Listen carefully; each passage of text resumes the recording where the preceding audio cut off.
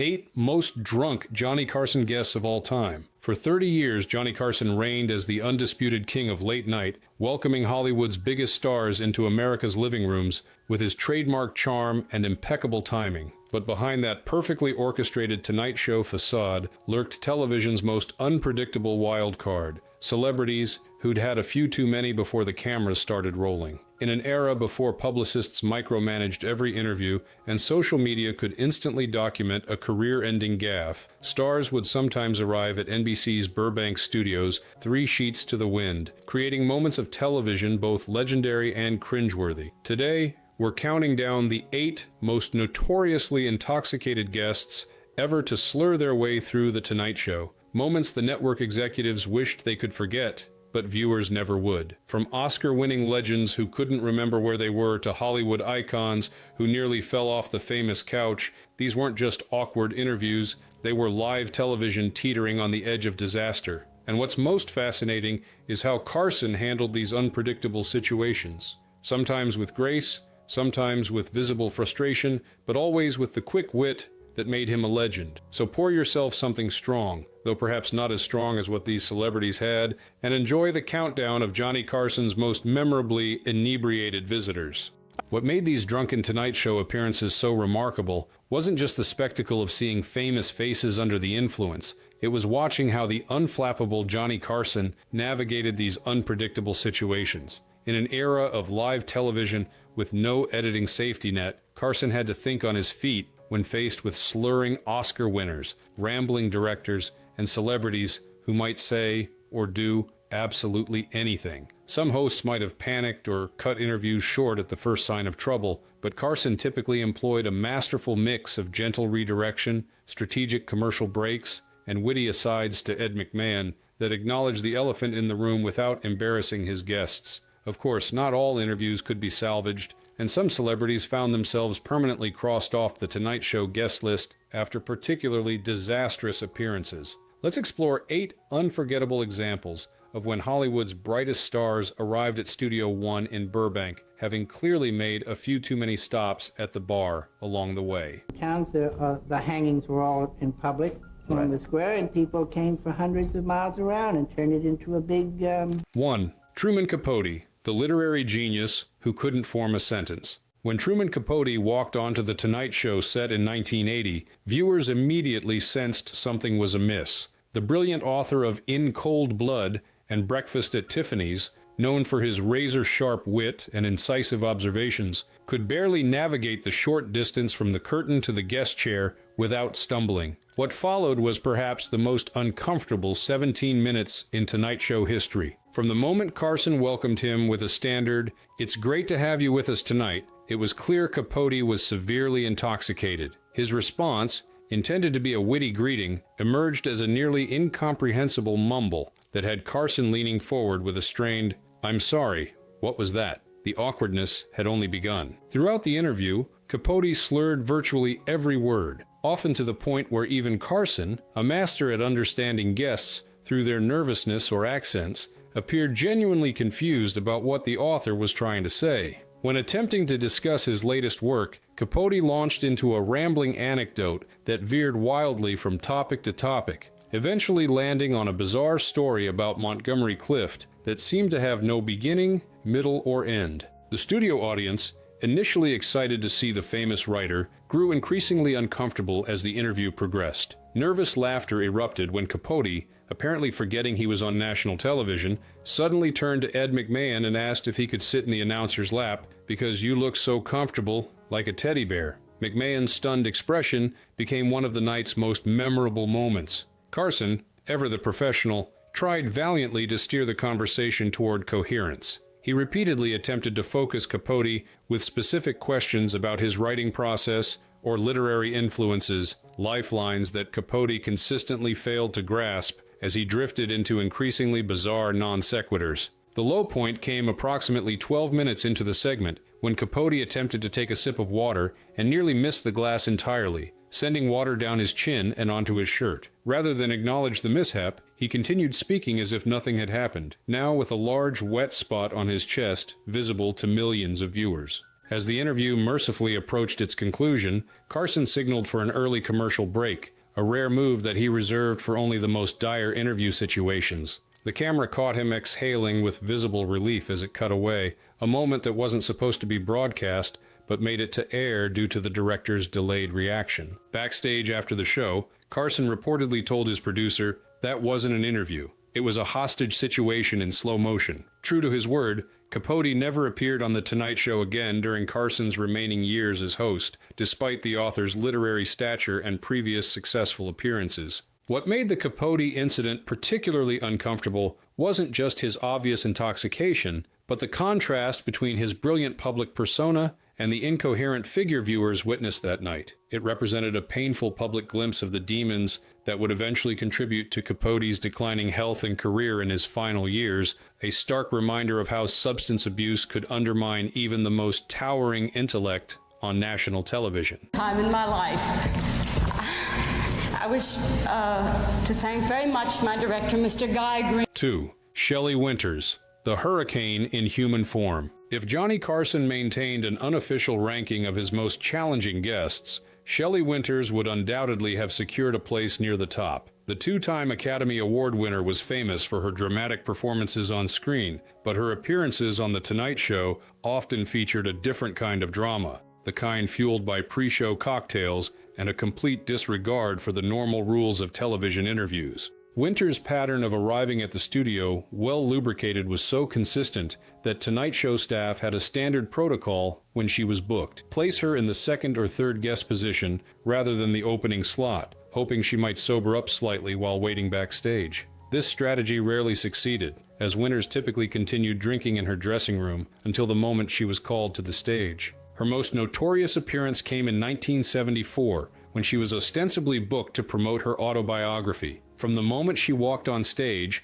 noticeably unsteady in heels that suddenly seemed too high, viewers knew they were in for an unusual segment. Carson had barely finished introducing her when Winters launched into a rambling story completely unrelated to her book, interrupting him mid-sentence. What followed was television chaos. Winters talked over Carson repeatedly, cut off his questions, and at one point turned to directly address the studio audience as if Carson weren't there at all. When he attempted to steer the conversation back to her book, she dismissed his question with a wave of her hand, saying, "Oh, Johnny, nobody cares about that. Let me tell you what happened with Marlon Brando instead." The situation deteriorated further when another guest, a young actor promoting his first major film, joined them on the couch. Rather than allowing Carson to interview him, Winters continuously interrupted, at one point placing her hand on the visibly uncomfortable young man's knee while telling him he reminded her of a young Errol Flynn. When the actor attempted to answer Carson's question about his film,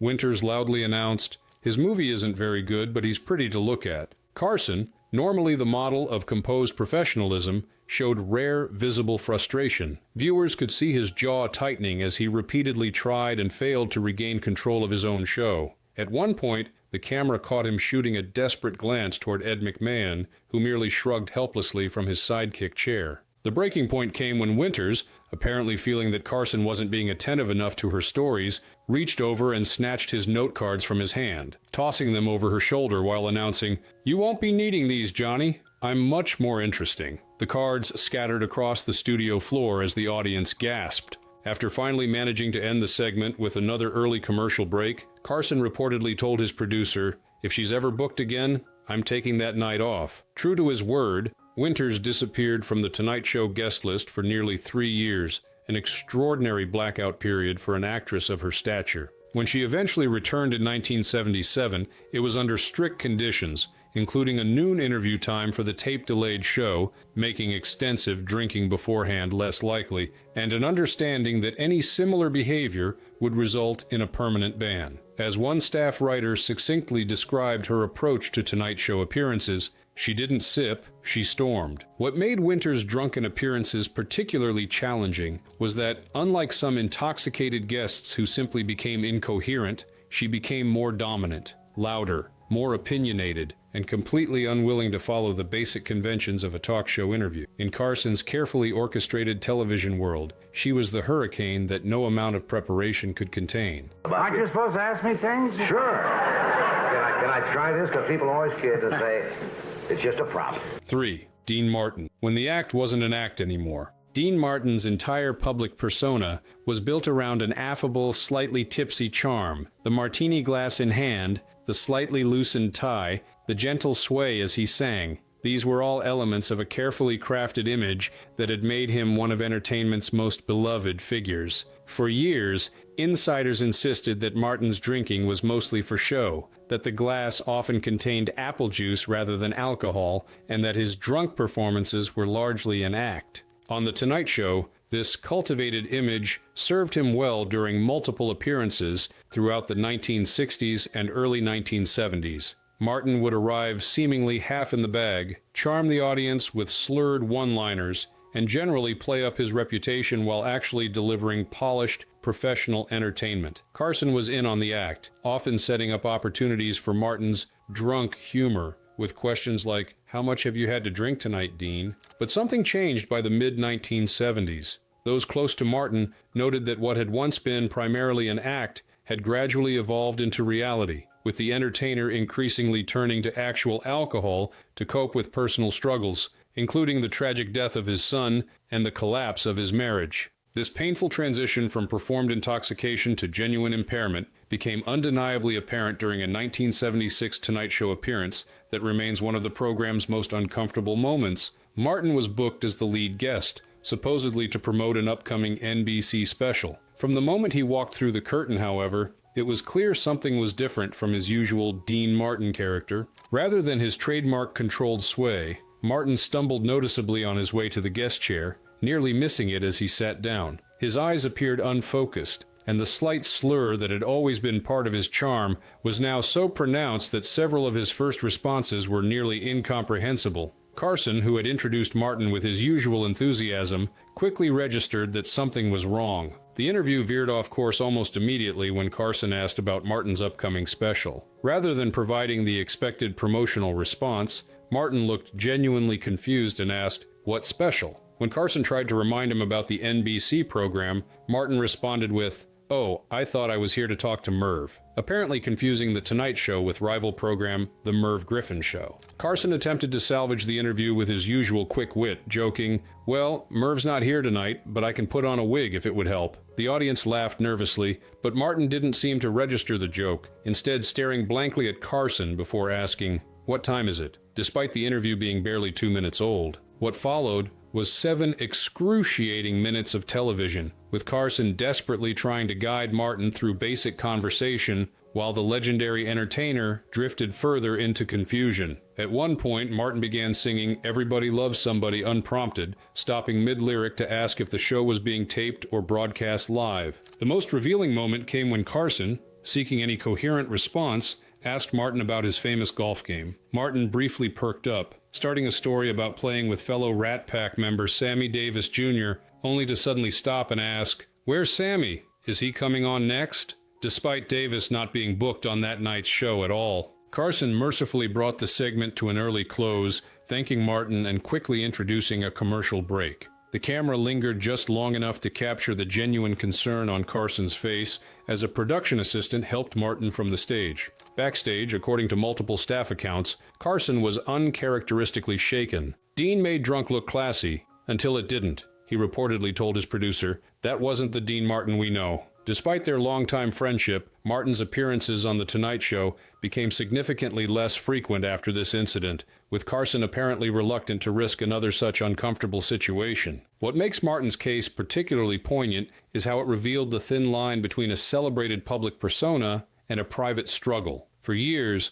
audiences had laughed along with Martin's drunk character, never suspecting that the act would eventually give way to a much sadder reality played out on national television. In Mason, I used to have speeches like that went on for a page and a half. 4. Raymond Burr, Perry Mason's shocking fall from grace. Raymond Burr commanded unparalleled respect in Hollywood throughout the 1950s and 1960s. As television's Perry Mason, the unflappable, morally upright defense attorney who never lost a case, Burr had established himself as the very embodiment of dignity and professionalism. His imposing physical presence combined with his resonant voice created an aura of authority that made him one of television's most trustworthy figures. All of which made his disastrous 1970 Tonight Show appearance all the more shocking for viewers accustomed to seeing Burr as the pinnacle of composure. The incident began with a bad omen. Burr arrived at the studio nearly 40 minutes late, forcing Carson's production team to hastily rearrange the evening's schedule. When he finally appeared backstage, staff members immediately noticed he was visibly intoxicated, a state virtually no one associated with the strictly professional actor. Carson, already irritated by the scheduling disruption, was reportedly told about Burr's condition just moments before the actor was set to come on stage. According to production staff, Carson briefly considered canceling the segment entirely, but ultimately decided that sending away a star of Burr's magnitude would create even more problems. When Burr finally walked through the famous Tonight Show curtains, the contrast between the Perry Mason that viewers knew and the man who appeared before them could hardly have been starker. His normally immaculate appearance was disheveled, tie askew, hair uncharacteristically mussed, and face noticeably flushed. He gripped the back of the guest chair momentarily to steady himself before sitting down with a heaviness that made the furniture visibly shift. Carson began with a gentle question about Burr's current projects, likely hoping to ease into the conversation safely. Instead of discussing his work, however,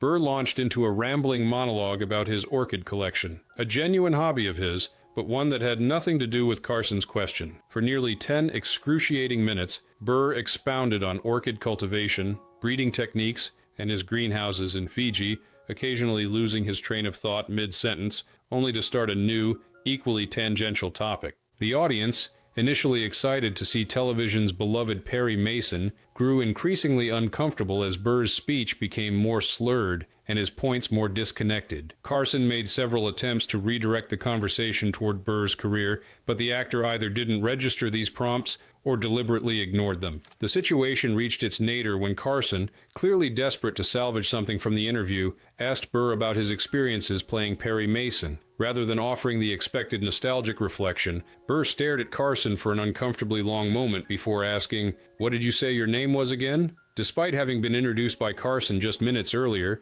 and despite Carson being the most recognized talk show host in America, Burr seemed genuinely unable to recall who was interviewing him. The audience's nervous laughter quickly faded to awkward silence. Carson, visibly stunned by the question, recovered with remarkable grace, extending his hand and saying, "Johnny Carson. Pleasure to meet you, Mr. Burr." This moment of quick-witted damage control became one of Carson's most legendary examples of grace under pressure. After the interview finally concluded, Carson reportedly told his producer, he went from courtroom legend to cocktail liability in one night. The incident marked not only Burr's last appearance on The Tonight Show during Carson's tenure, but also represented a turning point in how the program vetted guests before airtime. According to staff members, Carson instituted a new policy requiring production assistants to personally interact with every guest shortly before their scheduled appearance, with instructions to alert producers if anyone seemed impaired. What made Burr's drunken appearance particularly jarring wasn't just his celebrity status, but the complete contradiction between his public image and his behavior that night. For millions of viewers, Perry Mason represented unwavering competence and moral authority. Seeing the actor behind that character so completely out of control created a cognitive dissonance that many fans found difficult to reconcile. A stark reminder that the line between a beloved character and the person portraying them could sometimes be far wider than audiences realized. Because I've always been in somewhat awe of you, and I did not know you at the time. But we'd been on the same stage together and 5. Orson Welles, the brilliant mind under the influence. Orson Welles represented a unique category in the pantheon of Tonight Show guests. Unlike celebrities who appeared primarily to promote their latest projects, Welles was welcomed as a genuine intellectual, a Renaissance man whose conversations with Carson often elevated late-night television to something approaching high culture. Their discussions typically ranged from Shakespeare to politics to the future of cinema, with Welles holding forth in his magnificent baritone, while Carson played the role of the educated, curious host. These intellectual showcases made Welles's occasional appearances under the influence all the more striking. While most guests might try to hide their intoxication, Welles seemed almost to celebrate his arriving with the confidence that his immense intellect and charisma could overcome any amount of alcohol in his system. His most notorious Tonight Show appearance occurred in 1975,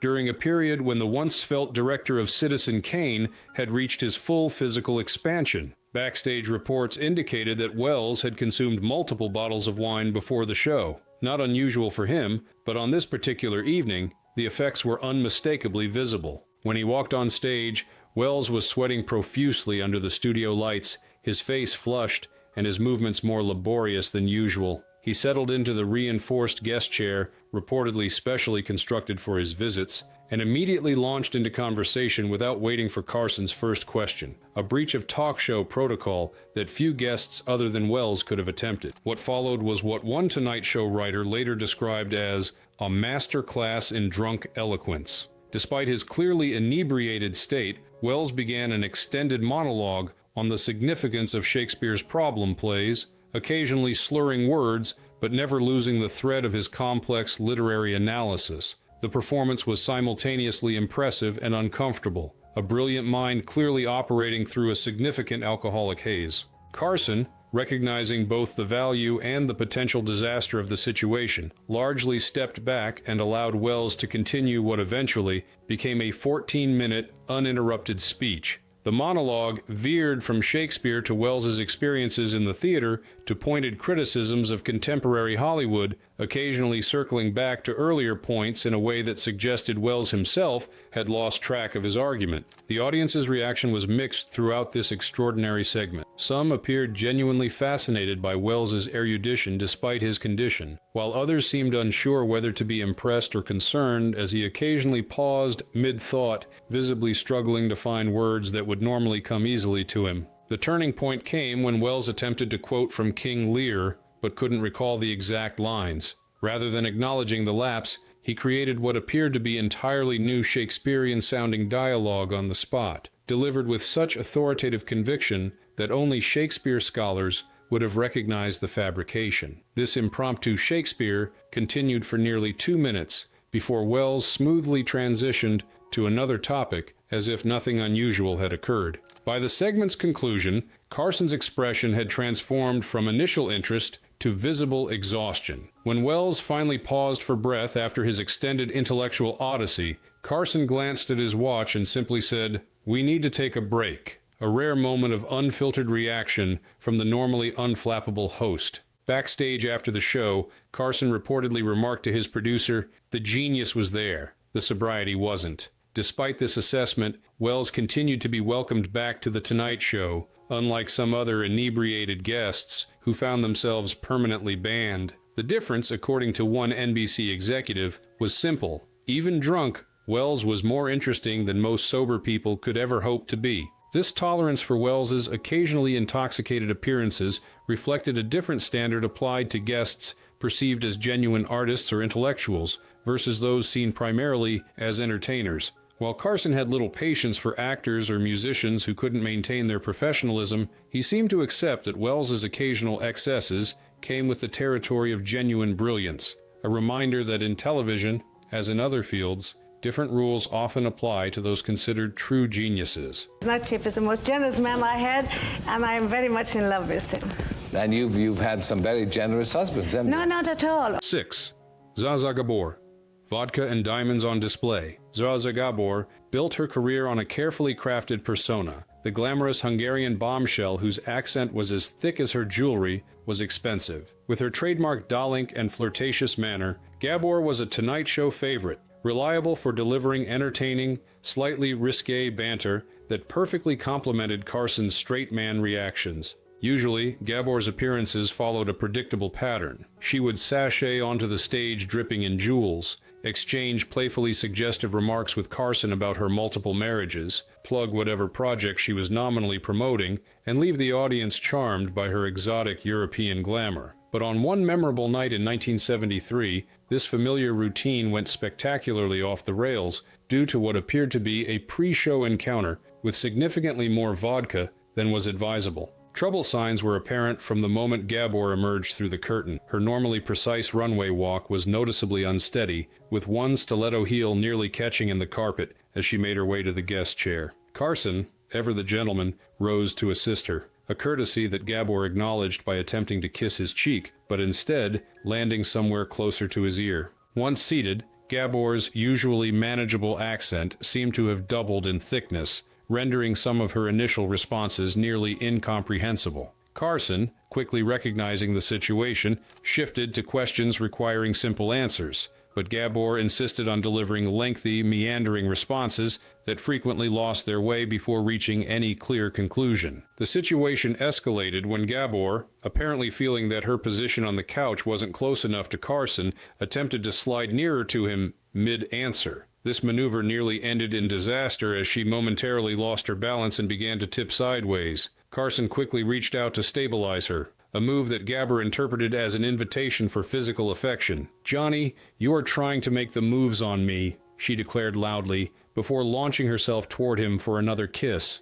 This time she managed to plant a bright red lipstick mark directly on his mouth, to the delight of the studio audience. Carson, normally unflappable, appeared genuinely flustered as he reached for his handkerchief, while Gabor giggled uncontrollably beside him. Attempting to regain control of the interview, Carson introduced a prop he had planned to discuss, a book about Gabor's famous sisters. Rather than commenting on the book, Gabor seemed distracted by her own jewelry, suddenly extending her arm toward the camera and announcing, "Look at this bracelet, Darlinks, worth more than all the NBC executives combined," before dissolving into laughter at her own impromptu joke. When Carson gently tried to steer the conversation back to the book, Gabor responded by placing her hand on his knee and asking in a stage whisper clearly audible to both the studio and home audiences, "Why talk about boring books when we could discuss your bedroom, Johnny?" The audience erupted in shocked laughter, while Carson's face registered a rare moment of genuine alarm. The interview continued its unsteady course for several more minutes, with Gabor alternating between moments of her usual charm and increasingly unpredictable behavior. She repeatedly interrupted Carson's questions to either compliment his appearance or make vaguely suggestive comments, each time inching closer to him on the couch until he was nearly pressed against the armrest in retreat. The breaking point came when Gabor, attempting to emphasize a point about her latest divorce, tried to stand up for dramatic effect. The combination of stiletto heels, tight dress, and compromised balance proved disastrous, and she began to topple forward. Carson, and a quickly responding stagehand, managed to catch her before she fell completely, but the near miss clearly signaled to Carson that the segment needed to end. With remarkable grace, he thanked Gabor for coming while signaling for a commercial break, adding that they needed to continue this conversation another time. Television code for "This interview is over immediately." As the cameras cut away, viewers caught a glimpse of Carson physically helping Gabor off the stage, her exit as unsteady as her entrance had been. Backstage, Carson reportedly summed up the appearance with typical dry wit. "She came for charm, but vodka showed up first." Despite the chaos of this particular visit, Gabor was eventually welcomed back to The Tonight Show, though future appearances were reportedly scheduled earlier in the day, whenever possible, a scheduling strategy that staff referred to as the Zaza Protocol. What made Gabor's drunken appearance particularly memorable wasn't just her condition, but the way it amplified, rather than diminished, her existing persona. Where some celebrities became entirely different people under the influence, Gabor simply became an exaggerated version of her public self, more flirtatious, more outrageous, and more uninhibited in her pursuit of attention. It was Gabor turned up to 11, for better or worse, with Carson along for the increasingly wild ride. And this is the first time we've had him on the show, or at least we've had a chance to meet. Would you welcome, please, Oliver Reed?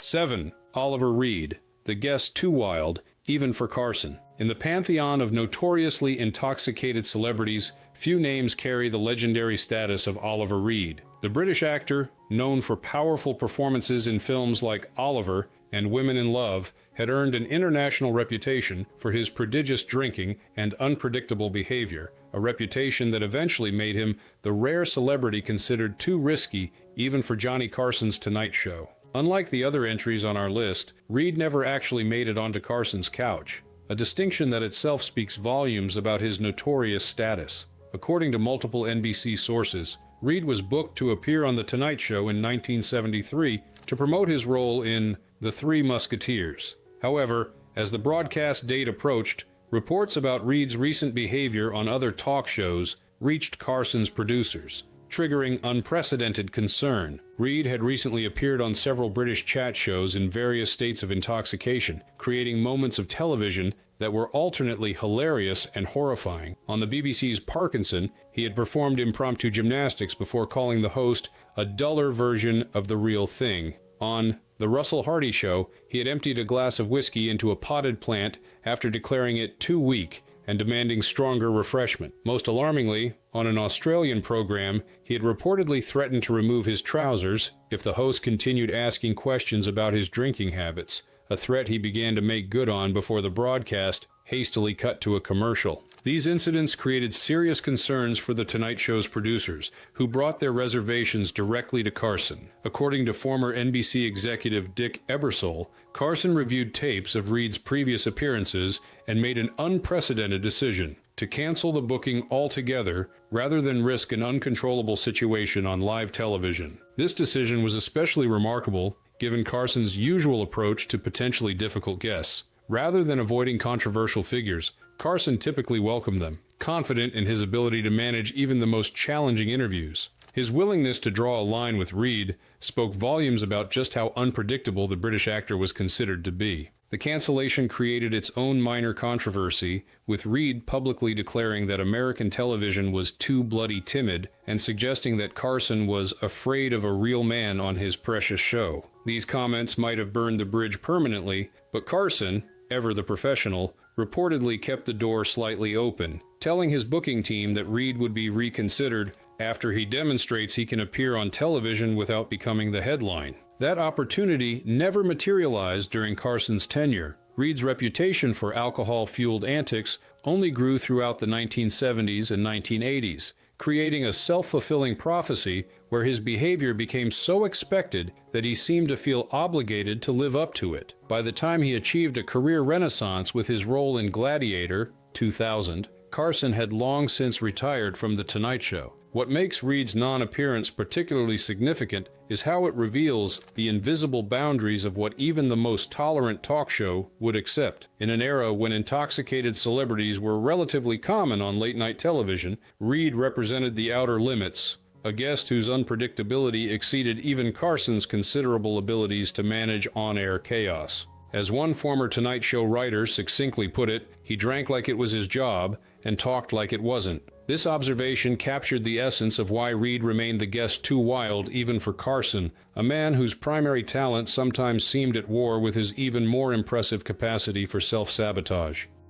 And he happens to be in California shooting a movie called The Stuntman, and he's with us tonight. Would you welcome Mr. Peter O'Toole? 8. Peter O'Toole, the eloquent inebriate. Peter O'Toole occupied a unique position in Hollywood, a classically trained actor of extraordinary talent who was equally famous for his epic drinking exploits. The star of Lawrence of Arabia and 7-time Oscar nominee brought to The Tonight Show a fascinating combination of Shakespearean eloquence and unpredictable behavior that made his appearances both intellectually stimulating and somewhat nerve-wracking for Carson's production team. Unlike some celebrities who attempted to hide their intoxication, O'Toole approached his drinking with the same dedication he brought to his craft, with full commitment and without apology. His Tonight Show appearances typically occurred after he had enjoyed what he called a proper lunch, his euphemism for an afternoon of sustained Scotch consumption. His most memorable Carson appearance came in 1978, when he arrived to promote Caligula, already a controversial film before its release.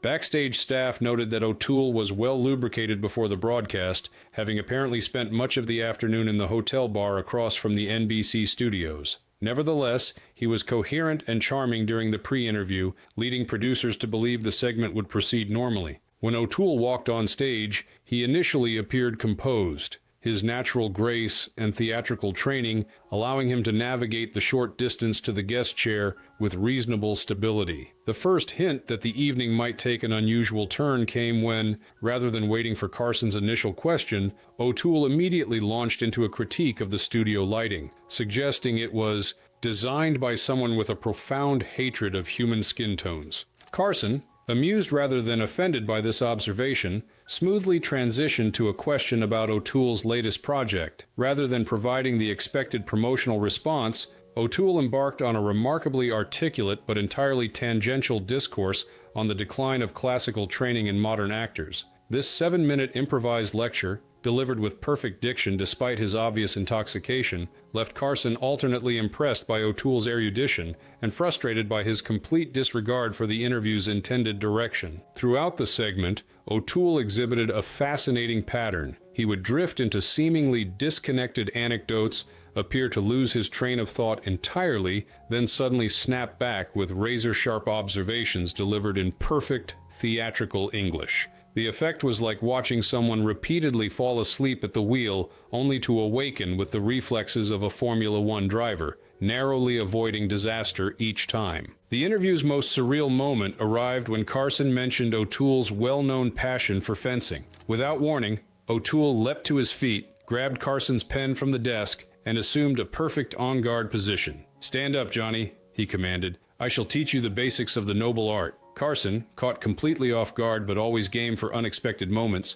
cautiously stood and allowed O'Toole to demonstrate proper fencing stance and technique using the pen as an improvised foil. This impromptu fencing lesson continued for nearly 3 minutes, an eternity in television time, with O'Toole becoming increasingly invested in his role as instructor. The audience roared with delight as Carson awkwardly attempted to follow O'Toole's commands to lunge with conviction and parry as though your virtue depends upon it. The segment, which had begun as a standard celebrity interview, had transformed into an unplanned physical comedy routine punctuated by O'Toole's genuinely informative commentary on swordsmanship through the ages. When they finally returned to their seats, O'Toole seemed to have forgotten entirely about the film he was supposed to be promoting. Instead, he began reminiscing about drinking competitions with his friend Richard Harris, describing in vivid detail a 3-day bender in Dublin that involved temporary ownership of a racehorse. Carson, recognizing that any attempt to redirect the conversation would be futile, simply became an amused audience member himself, allowing O'Toole's storytelling to take center stage. Despite, or perhaps because of, the chaotic nature of his appearances, O'Toole remained a welcome guest on The Tonight Show throughout Carson's tenure. Unlike some intoxicated celebrities who became hostile or incoherent, O'Toole maintained a certain charm even at his most inebriated. His classical training and natural wit gave him resources to draw upon even when his faculties were compromised, creating what one Carson writer described as the most eloquent drunk in television history. As another writer aptly summarized, he was a master of words when he remembered them. This observation captured the essence of O'Toole's Tonight Show appearances, a brilliant mind operating through an alcoholic fog, occasionally losing its way but never its fundamental eloquence, creating some of late-night television's most unpredictable yet strangely captivating moments.